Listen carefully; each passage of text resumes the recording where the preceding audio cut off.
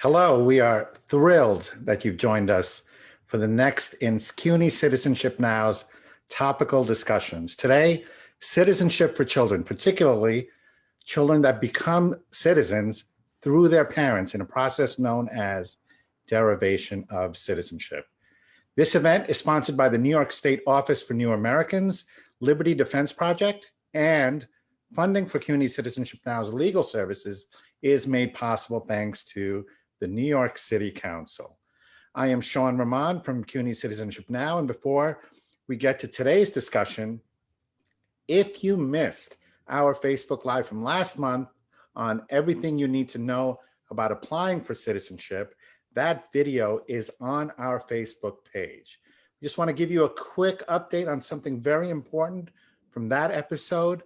The fee increases and fee waiver elimination that were supposed to go into effect on October 2nd never happened.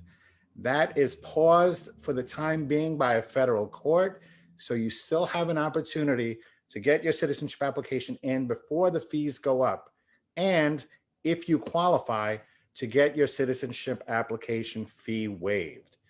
We don't know right now how long this window of opportunity will last. So if you are ready to file for citizenship, there is no better time than now. Don't wait to apply. Please call us at 646-664-9400. Again, that number is 646-664-9400. Or you can text us at 929-334-3784. Finally, we'd love to help. We'd love your help to spread the word about our services and ask that you hit your share button to get this to as many people in your network as possible. All right, on to today's discussion. We are delighted to feature a superb lawyer, the supervising attorney for the Immigration Center at Medgar Evers College, a mentor and good friend to so many of us at CUNY Citizenship Now, Maggie Kowinski. Welcome, Maggie. Thank you. Maggie, this is a terrific honor. It really is. Just want to tell our audience that we will have a Q&A session at the end. So please type your questions in the comments and we'll get to as many as we can. All right, so Maggie, to frame this discussion for our audience, who are the children that we're talking about? So we're talking about the children with green cards living here with parents who become U.S. citizens. So if you were under 18 on February 27th, 2001, or in other words, if you were born after February 27th, 1983, and at least one of your parents became a U.S. citizen before you turned 18, this applies to you. All right. No, Maggie, in our offices and community events, as we assist people looking to naturalize as citizens, we meet folks who fit this description. We often have to tell them that they may already be citizens, and in some cases for several years, and they never knew about it. So how does something like this happen? Right. So the derivation process happens by operation of law, and by operation of law means automatically, whether you know it or whether you wanted it to happen. Unfortunately, though, what's not automatic is the notification from immigration telling you about it, or the automatic creation of a U.S. passport or certificate of citizenship for the child. And this is where lawyers like us come in to advise you and help you apply for your proof of citizenship. All right, so let's get to the main question. Who is eligible to derive U.S. citizenship? So the laws affecting derivation of citizenship have changed many times over the years. So it depends on when you were born. The current law is the Child Citizenship Act of 2000, which went into effect on February 27, 2001. If you were younger than 18 on the day the law went into effect, or in other words, if you were born after February 27, 1983, you automatically derive U.S. citizenship once a number of conditions are met. There are 4 conditions. They are: first, you are unmarried and under 18. Second, you're a permanent resident of the United States, a green card holder. Third, at least one of your parents is a U.S. citizen, either by birth or by naturalization. And fourth, You're living in the United States in the physical and legal custody of that US citizen parent. Now, there's one additional condition if you were born out of wedlock and it's your father who is the US citizen parent. In these cases, you must also prove that you were legitimated before the age of 16. All right. Now the conditions you just mentioned, Maggie, do they have to happen in any specific order? So no, they don't need to happen in any particular order, but everything must happen before your 18th birthday. And if you were born out of wedlock and you're claiming derivation for your father, you must also have been legitimated before age 16. All right. I think it might be helpful to get some examples from you. Can you give us some examples that might make it easy for our audience to identify with? Sure. So say you are 14 years old, you have a green card, and you're living in the United States with your mother, and your mother naturalizes. Let's say she naturalized today, October 28th, 2020. She just came back from her swearing in ceremony. Guess what? You became a citizen today also. Congratulations. Let's try a case for someone who's not in the US yet. Let's say you're 17 and you live in Nigeria. Your mom's a citizen in New York City, and she applies for you. You go to your interview at the embassy in Lagos. You get your immigrant visa. You buy your plane ticket and come to the United States. The day you arrive in the United States to start living with your mom, as long as you're under 18 on that day, you become a US citizen. All right, Maggie, before we get to obtaining the proof of citizenship for somebody who derives citizenship this way, I want to ask you about your examples. The ones you gave are, with the mother as US citizen. What happens if it's your father who's the citizen? Okay, so if your parents were married when you were born, then legitimation is not an issue, and it doesn't matter which parent is the US citizen.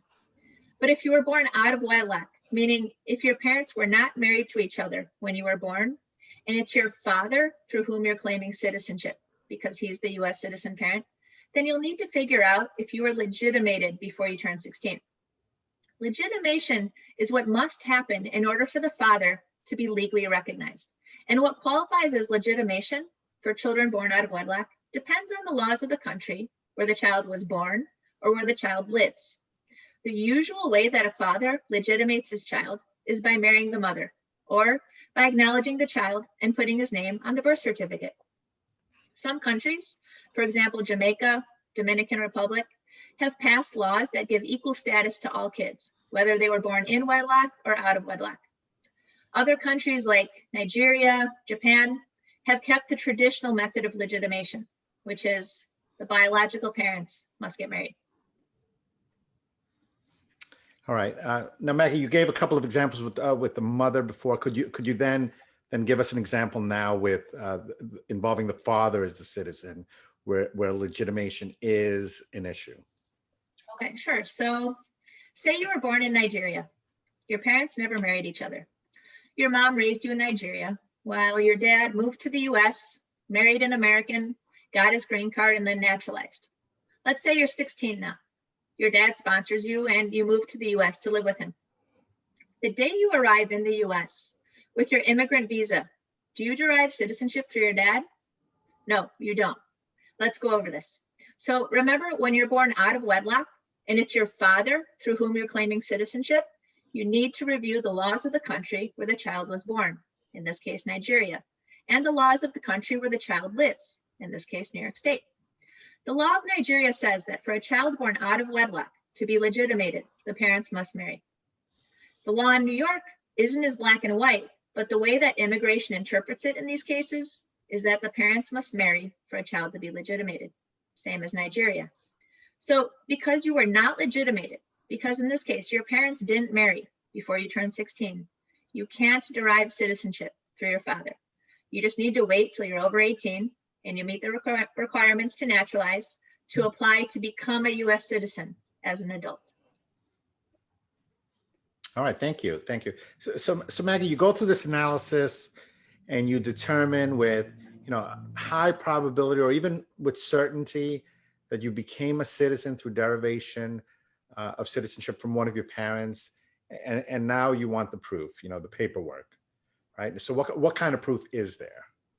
Okay, so there are two primary kinds of proof of U.S. citizenship: a U.S. passport issued by the Department of State and a certificate of citizenship issued by the Department of Homeland Security.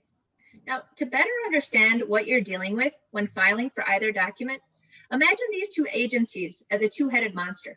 One head is the Department of State, and the other head is the Department of Homeland Security. They don't talk to each other, and they make things difficult for you in their own way. You just have to put in the work to get what you deserve. One tip, though: the easiest way to get a U.S. passport is to have your own certificate of citizenship. So if you have the means and the time to first get your certificate of citizenship, then do it. All right.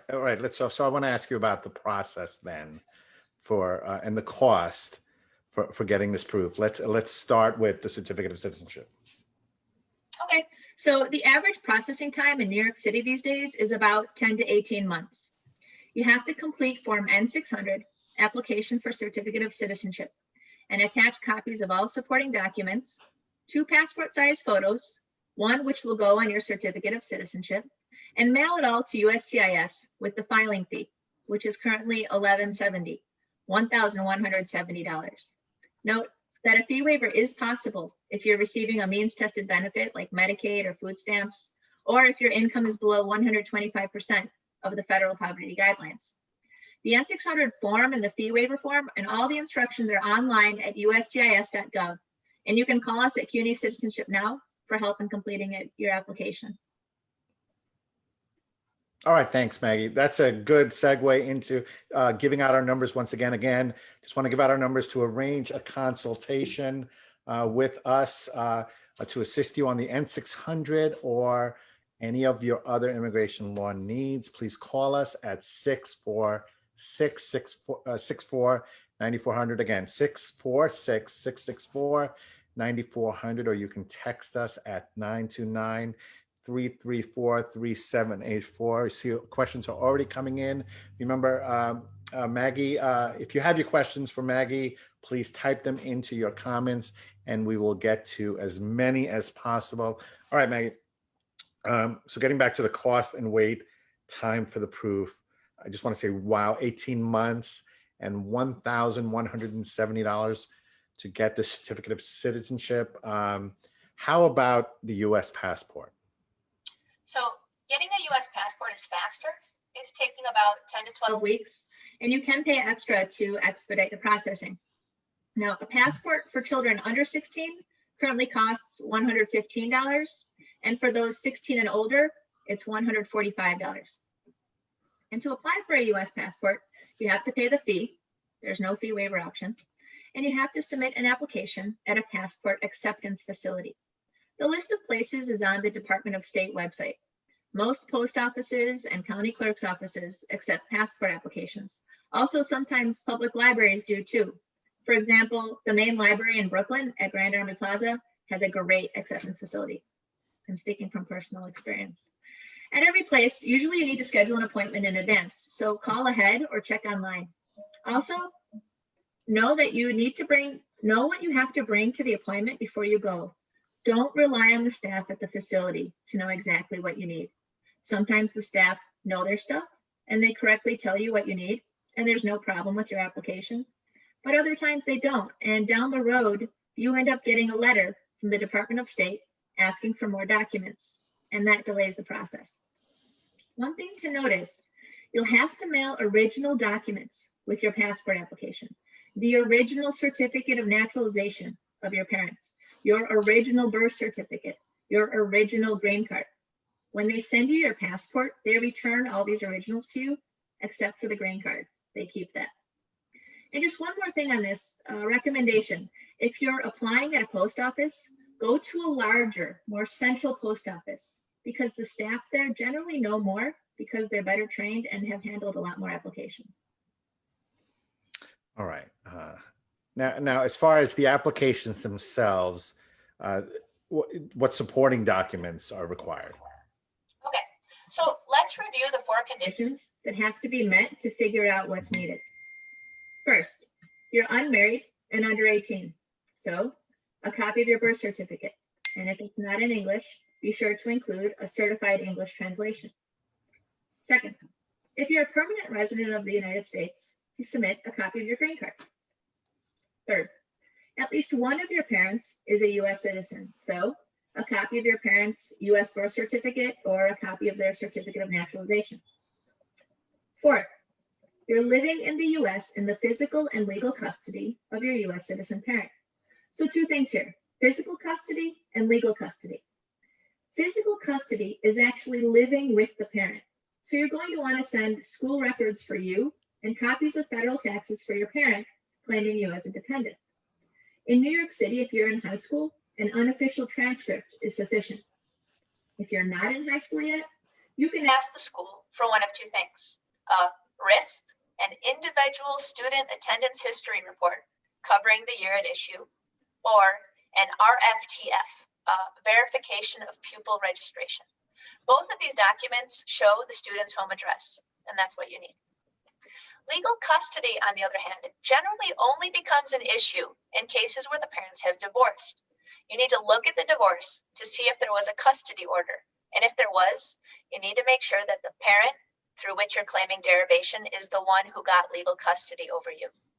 Now, we've gone through the four main conditions, but remember, there's always the extra hoop to go through if you were born out of wedlock and it's your father who's the U.S. citizen parent. Legitimation before 16 must be proven in these cases. You need to find out what your country's legitimation law is. And feel free to reach out to us at CUNY for help on this. We know the legitimation laws of many countries. All right, thanks, Maggie. I just want to just give out our numbers once again. It's a scheduled appointment to speak to one of our attorneys. The number is 646-664-9400, or you can text us at 929-334-3784. All right, so Maggie, I just want to ask you about passport or citizenship certificate. Is getting one better than the other? Better? Technically, no, because each is equally strong evidence of U.S. citizenship. And if you want to travel internationally, you need a U.S. passport. But I always advise my clients to get their certificate of citizenship whenever possible. And here's why. Say your parents helped you get your first U.S. passport when you were a kid. And now you're in your 50s, you had a house fire. You've lost all of your documents. Your parents are deceased, and you need proof of who you are, proof that you're a citizen. I've had several clients in this situation. To apply for a new U.S. passport, you have to reinvent the wheel and reprove to the Department of State that you derived citizenship through your mom or dad 30 years ago. You need to send them your original birth certificate, your parents' original citizenship certificate, maybe also their marriage certificate, documents you either don't have or that are really hard, if not impossible, for you to get now. But if you ever received a certificate of citizenship, then you just file an application for a replacement certificate. It's so easy. Immigration knows you're a citizen because you filed that form in the past, and they updated their records to show you're a citizen and not just a green card holder anymore. You just send them the application and the fee, or the fee waiver form, and 2 passport photos of yourself, and they'll create a new certificate for you. So you're asking me which is better evidence? Mm-hmm. I'll always say certificate of citizenship for this reason.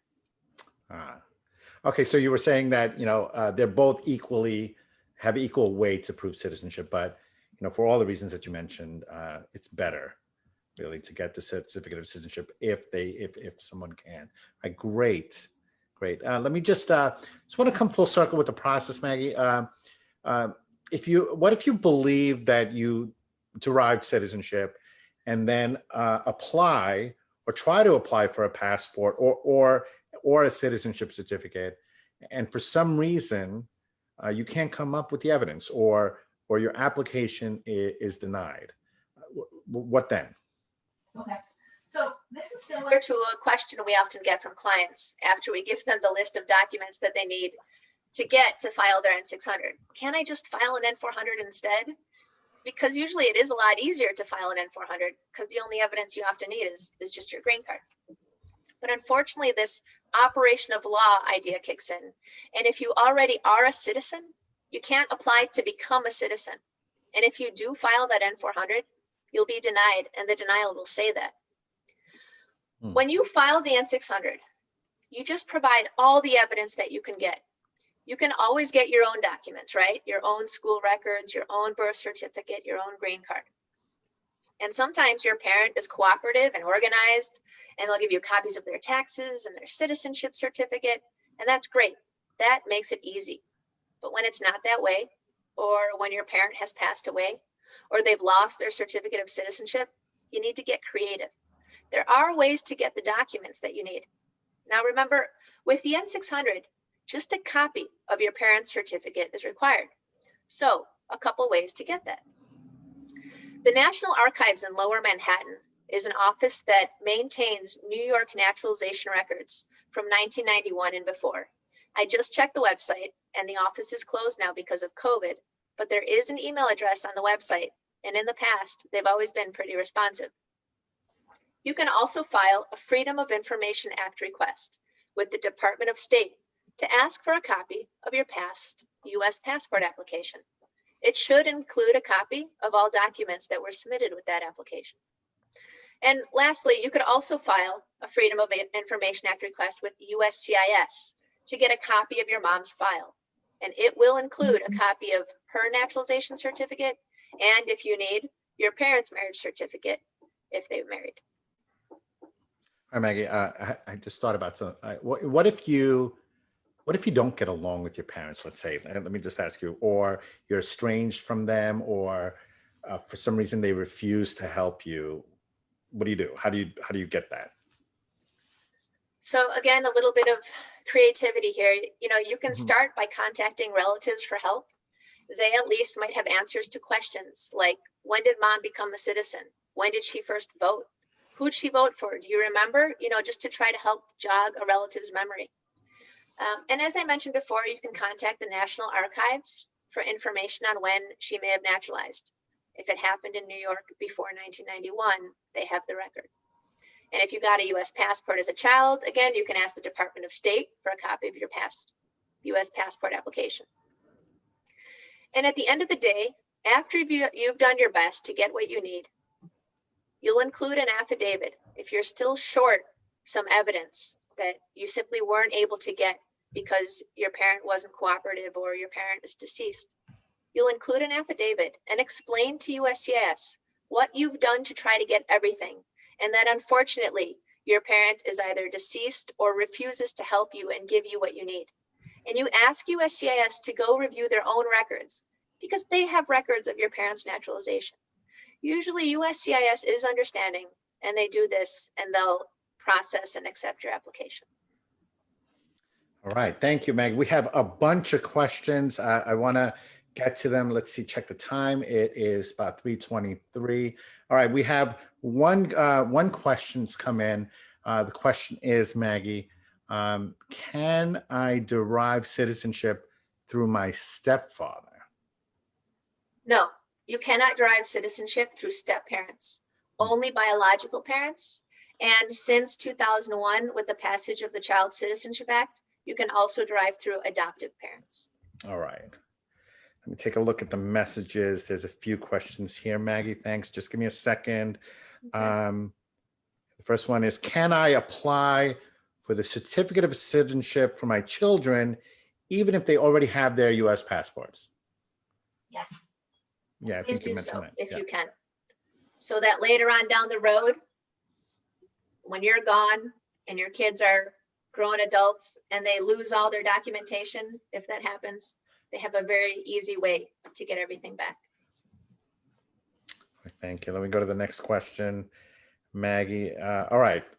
Why does USCIS require proof of physical presence in the U.S. for the U.S. citizen parent? So you have to be living in the parent's physical custody. So the parent has to be living here also with you. And usually tax returns, federal tax returns, are what a parent can submit to prove both physical presence of that parent and physical custody of the child, because they're claiming the child as a dependent on the taxes. All right. Thanks, Maggie. I think the next question you pretty much answered in the in your answers earlier, but I want to ask it again from a viewer. Can we still use the fee waiver to apply for certificate of citizenship? I think you answered yes to that, right? Yes, you can apply, you can use a fee waiver to apply for a certificate of citizenship. And also, if you have lost your certificate, you can apply for a fee waiver to get a replacement certificate of citizenship or certificate of naturalization. There was a second part. Thanks, Maggie. There was a second part to this question from the same viewer. It says, should I apply for my certificate of citizenship now, even though I don't have all my evidence ready to take advantage of the fee waiver? So there's always a chance that USCIS reject an application that doesn't have basic evidence that's required to meet the requirement. There's also a chance that they accept it for processing and then later deny it for lacking that evidence. Now, if you have time and, it's okay if in a year you get a denial because you didn't initially submit the evidence that was required. It may not be any skin off your back if you did it with a fee waiver, right?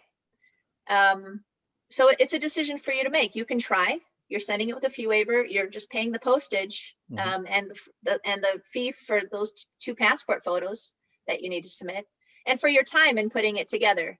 But it's a decision for you to make. I think $1,170 is steep, and if you may not be able to afford to do this later. I tell people go for it and give it a shot, but it is a personal decision and for everybody to make on their own. I just want to go back to something we talked about at the very opening of our session today. The fee waiver is still available. It was supposed to go away on October 2nd, but that didn't happen. So we are on borrowed time right now. So Maggie, would you say that if you can or possibly qualifying for a fee waiver now, no better time than now, do it, right? Yes, as long as you're certain of you deriving,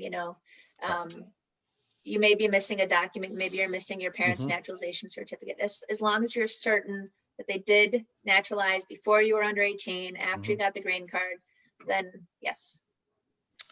All right.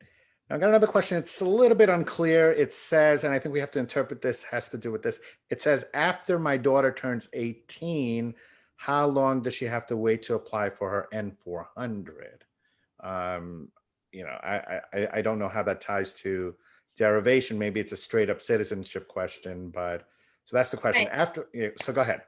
So maybe this, the person is asking because this person didn't derive. Maybe it was, maybe she was born out of wedlock, father naturalized, and she wasn't legitimated. So she has to wait till she turns 18. So if you're applying for naturalization as an adult, you have to be at least 18 years old. And remember, you have to have met the continuous residence and physical presence requirements. You have to generally, in most cases, have lived in the United States for at least 5 years and show good moral character for those 5 years. So, if this child came at the age of 17 to the US with a green card, 17 plus 5, you have to wait till you're 22. All right. We have one more question. If my parents didn't do this for me when I was a minor, can I still do it myself after I turn 18, or did I lose my opportunity? Yes, you can do it. I've helped senior citizens do this because they drive when they were kids and they never filed. Right. Yes, you can do it anytime. You can do it. So even before 18, you don't have to be 18 to file your own N-600. You can be 17, 16, 15, even 14.